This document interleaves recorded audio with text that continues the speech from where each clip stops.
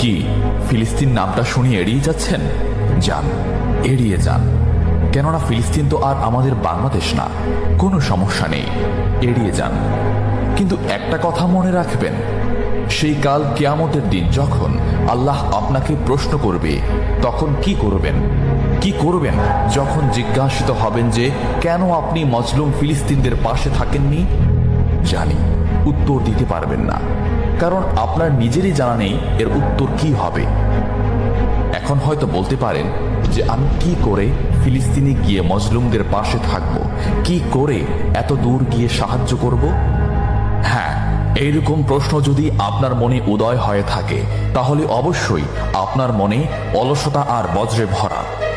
এই আধুনিক যুগে অস্ত্রের চেয়ে পাওয়ার হচ্ছে মিডিয়া, তাই মিডিয়ায় বেশি বেশি করে তা প্রচার করুন। হ্যাশট্যাগের মাধ্যমে প্রতিবাদ করুন। এই ক্ষুদ্র প্রতিবাদ একদিন অনেক বড় প্রতিবাদ হয়ে দাঁড়াবে।